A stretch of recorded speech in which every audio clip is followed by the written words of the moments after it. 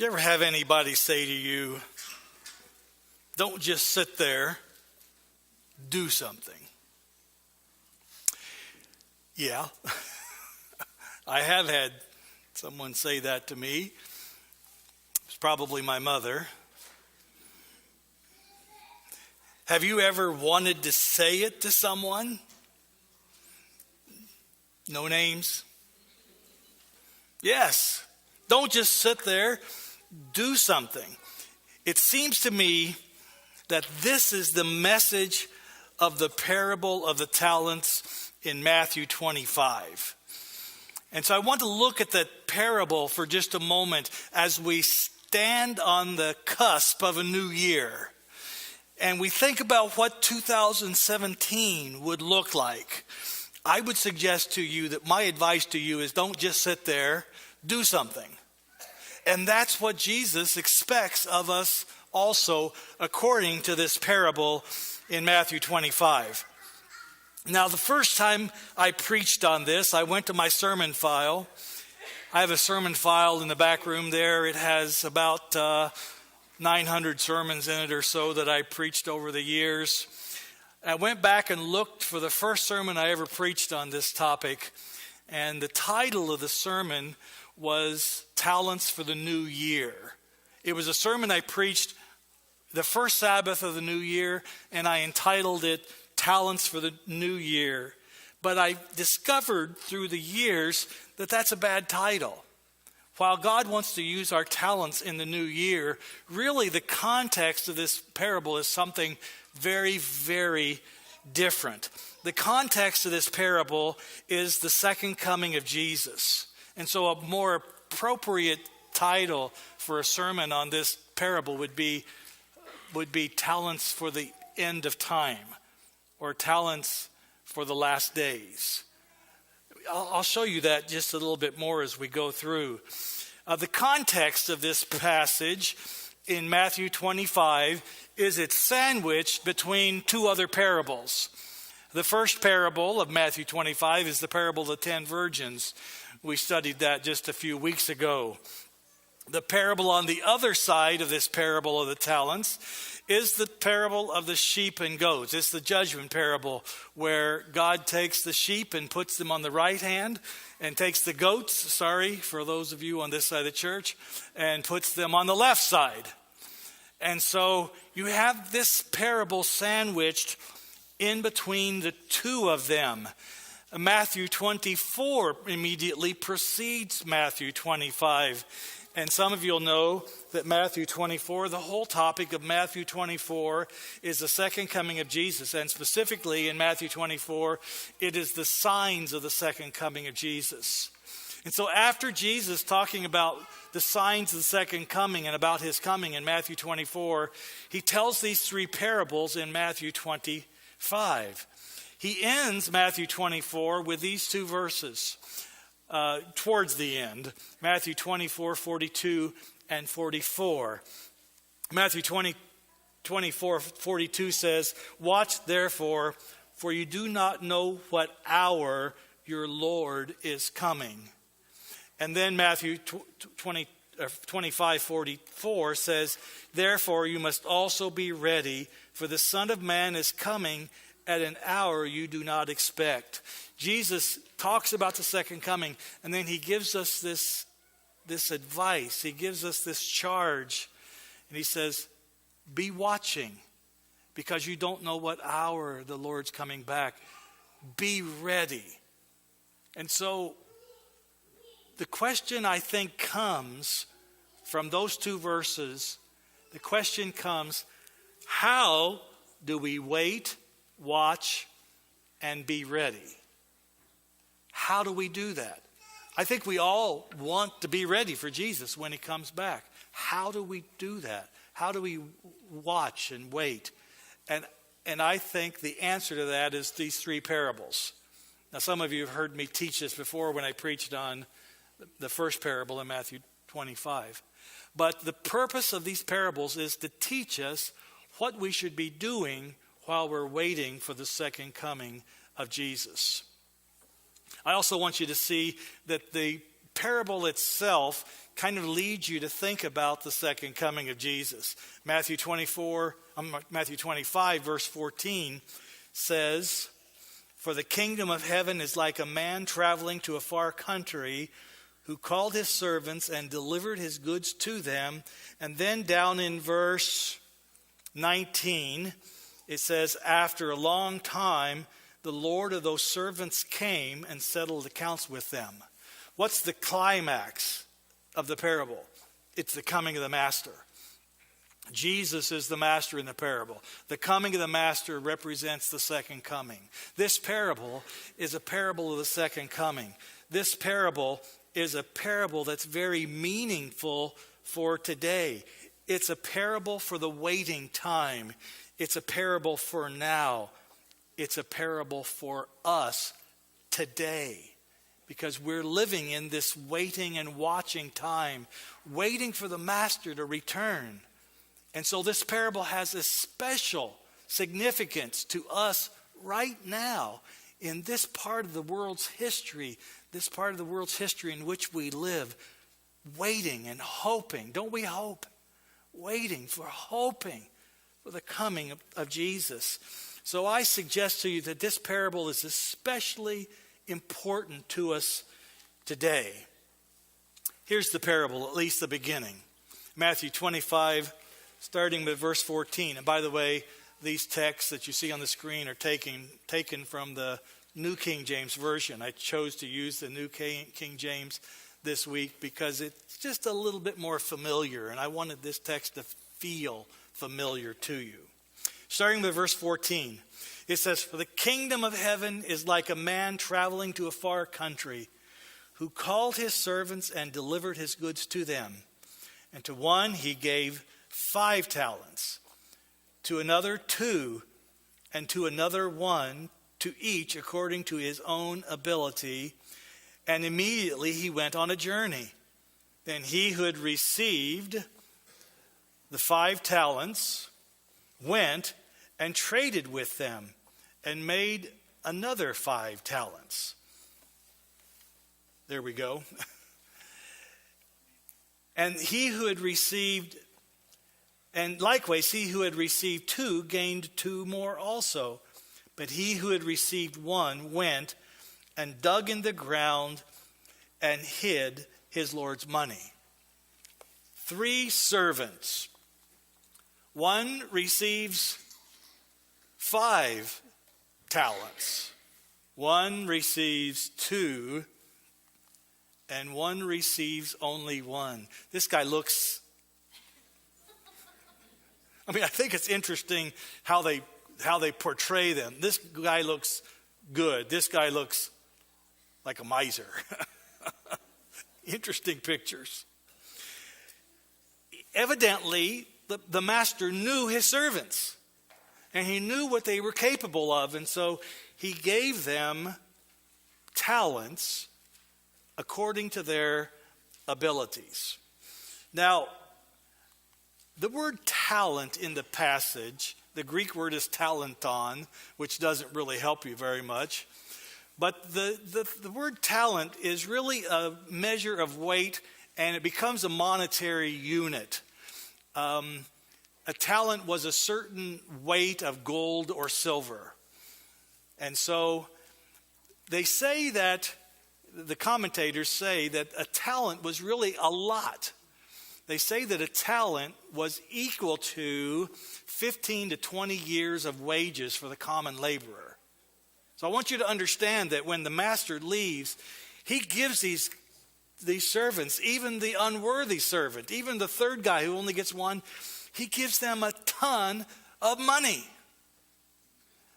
The average wage for a common laborer for 15 to 20 years.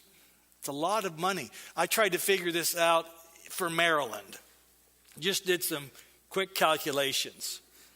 Yeah, I know some of you are going to balk at this, but this is what the internet says. And of course, if it's on the internet, it's true. The average salary for a worker, the average wage or salary for a worker in Maryland is $59,000. Now, I got to tell you, there's a lot of people making a whole lot of money. because I ain't making that much. But the average wage in Maryland for a worker is $59,000. So think about this. If the average wage is $59,000, 15 years of wages for the average worker in Maryland would be $885,000. For the guy who received 5 talents, that's $4.4 million. So I want you to understand, even no matter what it means in modern day money, it was a lot of money that he gave these servants. One of them, 5 or 75 to 100 years of salary, of wages. I mean, this is a lot of money that he gives. Now, understand that it is a parable. And the application to us is not that one of these days the Lord is going to give you $4.4 million. Yeah, I'm sorry to disappoint you. But the application to us is that the talents that he gives us are the gifts, abilities, and opportunities that he gives us to do his work. Now, unfortunately, when we use the word talent, we usually think of people who are talented. Like Abby obviously is very talented in singing. You know, people play the piano, and we say they're very talented in playing the piano. Some people are talented speakers. Some people have ability, a talent to use their hands mechanically. And so we think of the word talent, when people are talented, as natural gifts that they're really good at. And that's true. Talents are those things. But unfortunately, there are many people, and this is very sad to me, there are many people who feel like they don't have any talents. They don't feel like they're gifted at all. And because of that, they don't feel like God can use them in his work. They don't feel like they can be an effective servant for God.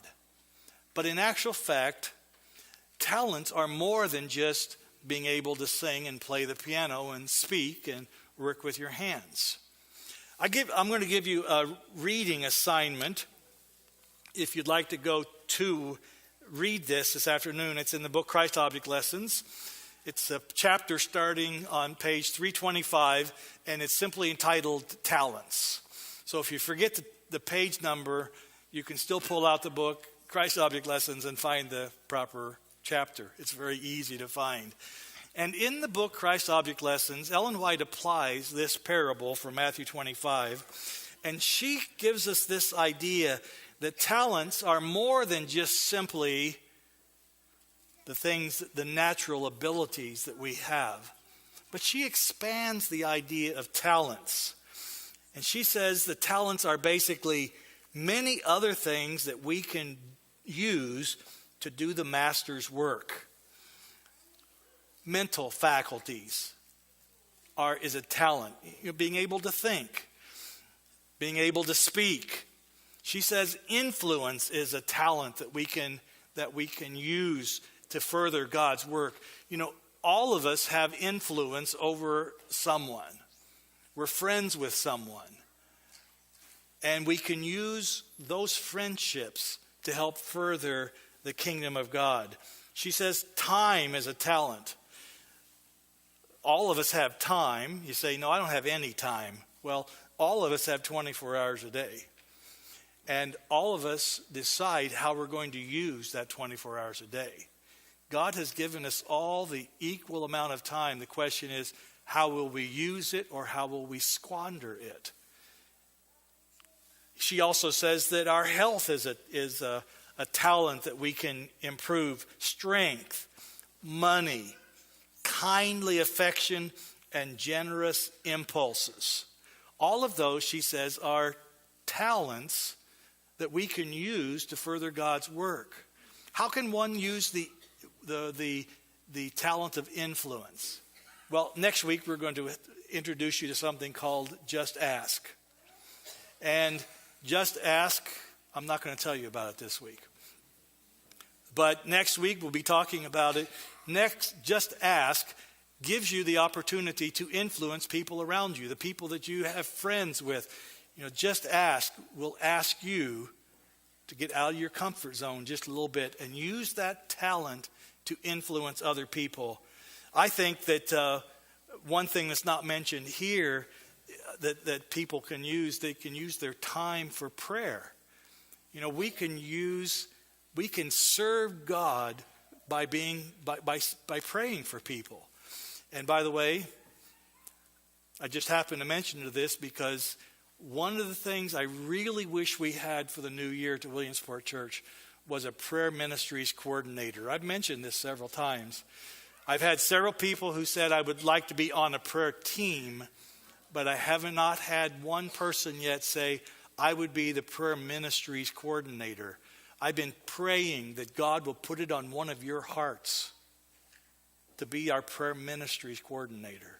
Talk to me about it. I'll work with you. But I would like to see us dedicate ourselves even more to prayer in corporate ways and have programming for prayer. And I need someone to work with me on that. And so that's a talent that we can use to further God's work. Let's put it like this. Every single one of us has received one of these as a gift from God. Every single one of us can use the opportunities that God gives us to further his work. We are all servants. It's not just servants. It's not just the pastors of the church. It's not just the ones who get paid by the general conference. Every single one of us are servants for Jesus. So each and every single one of us have a task to do. And God has given us opportunities and abilities, every single one of us. And if you don't think that he has done that for you, then you're saying God's fallen down on the job. So I encourage you to be thinking about and praying about how you could be a servant of God in the new year. In other words, in the new year, I want to say this to you. Don't just sit there. Do something. Thank you. Do something. Don't just sit there. Well, at the end of the parable, or at the end of the masters being gone, it says Matthew 25:19, after a long time, the Lord of those servants came and settled accounts with them. We don't know how long he was gone.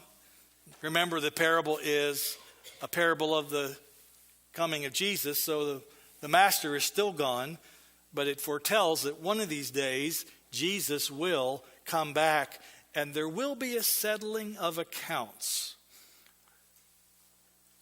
Matthew 25 verse 20 tells us about the first guy who settles his accounts. Verse 20, it said, so he who received 5 talents came and brought 5 other talents, saying, Lord, you delivered to me 5 talents. Look, I have gained 5 more talents besides them. Someone should start playing the song, We're in the Money.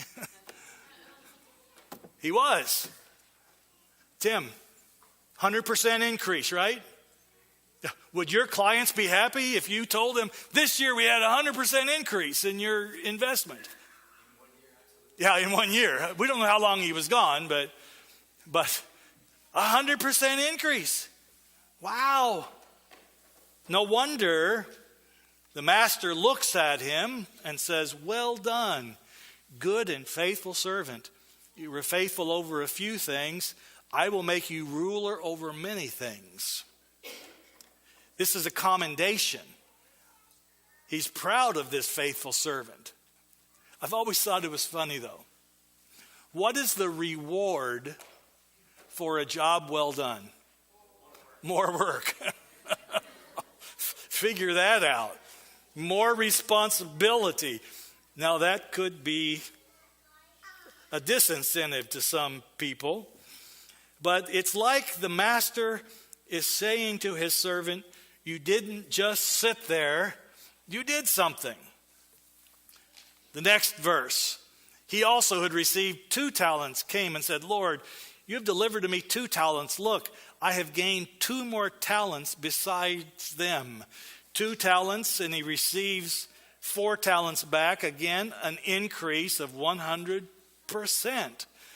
Even though the amount of money was not the same, the amount of work was equal.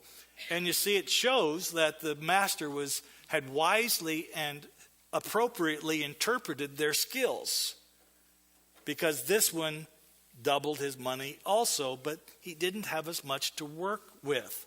And again, what happens? You have the same verse, well done, you're good and faithful servant. You've been faithful over a little, I'll make you ruler over much. Again, he's commended. He didn't just sit there, he did something. Then comes the third guy. Dun, dun, dun, dun.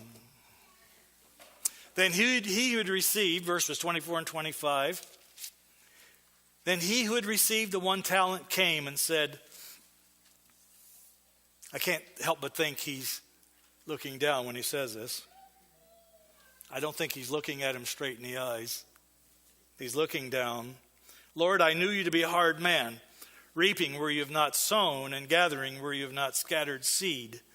And I was afraid and went and hid your talent in the ground. Look, there you have what is yours.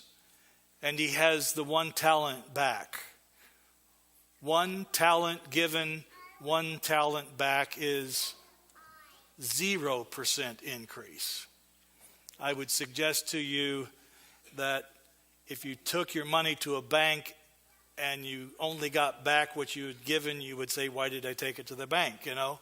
Why did I make this investment? Then would your customers be happy if they got a 0%?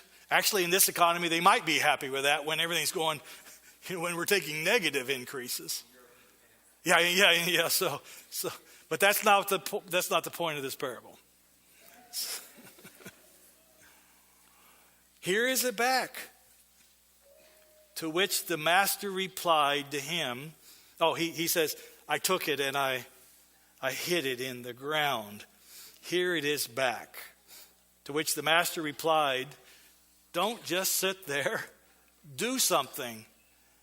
But the problem with the servant was he didn't just do something. He sat there. You see, the opposite. He had the opposite philosophy. He didn't just do something. He sat there. Now, I've asked myself the question, what made the difference between these 3 servants? What made the big difference between these 3 servants? And it's, you might think it's an easy answer, but I'll suggest to you that there's something hidden. Something deeper than is immediately evident. Yes, hard work, probably. There was. Don't just do something. Sit there. I will suggest to you that probably hard work was part of it. Their work ethic was part of it. Why the 2 did a lot better than the first. But I think there's something else to it, and that is their attitude toward the master. I left out a phrase in the verses. Did you notice that? If you're reading off the screen, you wouldn't have noticed it. That's why it's also important to follow along in your Bible. I left out a phrase in 2 verses. Did anybody catch it? Nobody caught it? It's in verse number 21 and verse 23. After saying, well done, good and faithful servant. You've been faithful over a little. I will make you ruler over much. And then the master, who is Jesus, of course, the master says, enter into the joy of your Lord. Enter into the joy of your Lord. The first and second servants found it a joy to serve the master. So because they found it a joy to serve the master, they were very successful. Because they were serving the master. They loved the master. And they were happy to be doing his work. But what was the attitude of the other servant, the third servant? We read these words. He says, Lord, I knew you to be a hard man, reaping where you have not sown, and gathering where you have not scattered seed, and I was afraid. To me, this is the real difference between the three servants. It was the relationship they had with the master. Two of them loved the master. The third one was afraid of the master. I was afraid. There was no joy in service. And in actual fact, the fact that the third servant didn't do anything is what really got him in trouble. I wonder, I speculate in my own mind, what would have happened if he had gone out and traded with the one talent and lost it? At least he wouldn't have been just sitting there. He would have been doing something. Maybe he might not have been commended, but perhaps he wouldn't have been condemned. And he is condemned for doing nothing. So we apply this parable to us. What is the point of the parable? And the parable, I've suggested to you, the purpose of the parable is to tell us what we should be doing while we're watching and waiting to be ready for the second coming of Jesus. It's our marching orders for us right now, where we live, in this church today in 2016, almost 2017. And the point of the parable is telling us, don't just sit there, do something. You know, there is a world around us, and besides the world, there's a neighborhood around your house. There are co-workers that you work with every day who don't know about Jesus. Does your postman know about Jesus? Does your postwoman know about Jesus? I don't know. Do you even know them? Do you meet them? I don't know mine. There are people around us that God has brought across our path. And I think what this parable is telling us to do is don't just sit there, do something for Jesus this year. Next week, as I say, we're going to talk about something that will be very, very simple that you could do for Jesus in this year. Just ask. Next week, just ask, and I'll tell you the answer. Next week. But we can serve Jesus in many ways in the new year. Do not just sit there. Do something. What made the third servant not ready was his unfaithfulness to the master.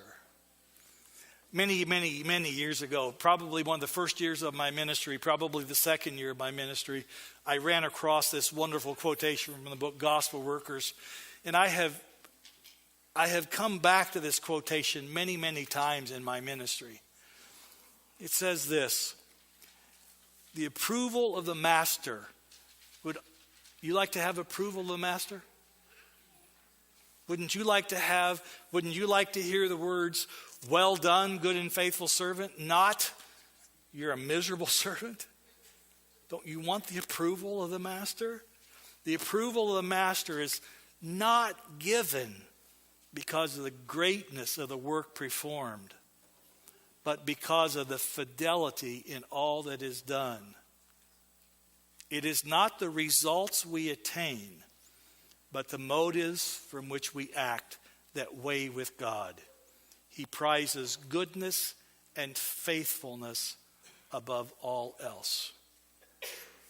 You know, at the end of the day, when we're watching and waiting, what God asks for us is faithfulness. He doesn't ask us to baptize everyone in our whole neighborhood, to share Jesus with every person at work. He just says, I'm going to give you opportunities to be involved in my work, whether it's sharing Jesus with someone, or whether it's praying for someone, or whether it's sending steps to Christ, or a subscription of Signs of the Times to someone at work or to a relative. There's so many ways we can be involved in sharing our faith with other people. He says, will you be faithful? When I give you opportunities, will you be faithful? That's what he asks of us. He prizes goodness and faithfulness above all else. And when I ran across this quotation, it became my goal to be faithful. I confess to you this morning, I don't know that I always have been. But I come back to this quotation. He cherishes, he prizes faithfulness. And if you're not being faithful to him today, this is not the time for me to punish you for that. But it's the time to say, Lord, I want to be faithful to you, and confess your unfaithfulness. And he will forgive that. And so as we stand at the beginning of a new year, I ask you, I counsel you, don't just sit there, do something. Now the enemy says, don't just do something, sit there. He doesn't want us to cooperate with the master's work. He wants us just to sit there and relax and enjoy the new year. But unless you decide to give God the very best of this new year, other things will take the best and God will get the rest, or get only crumbs or nothing at all. I want to show you a short little video to end this sermon. The video itself is about money. And it's about your budget. And so you have to get past that. And I want you to apply this. The video is about a pie, okay? It's called God's Pies. And I want you to not think about the pie being your budget. And that's what the video really is. But I want you to think about the pie being 2017. Okay, with that introduction, let me show you this video, God's Pie.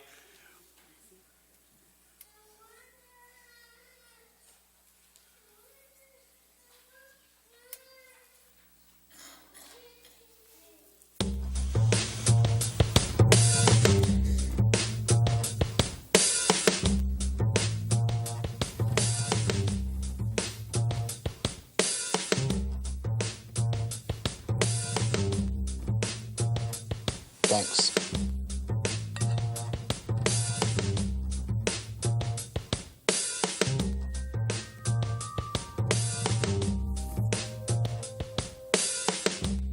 Dankeschön. ありがとう。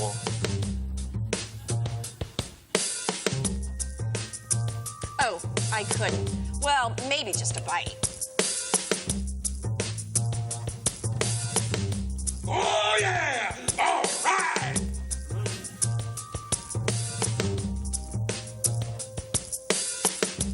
Don't forget the interest.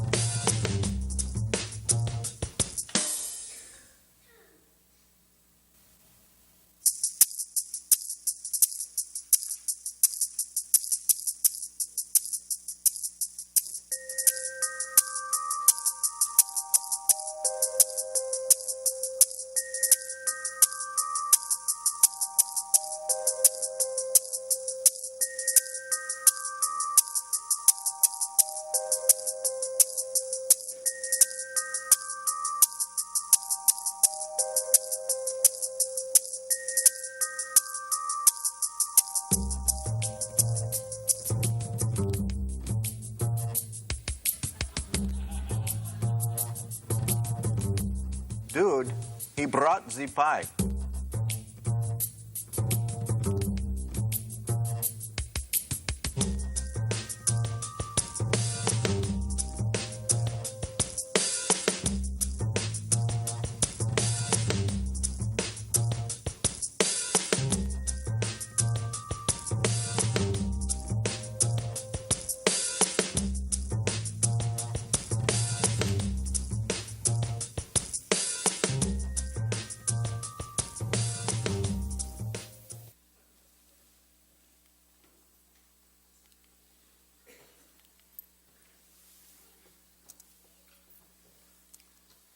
Okay.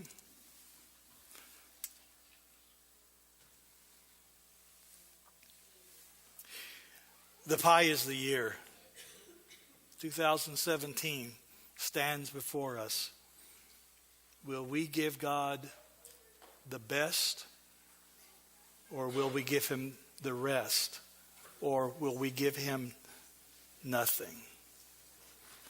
I don't know what's going to happen in 2017.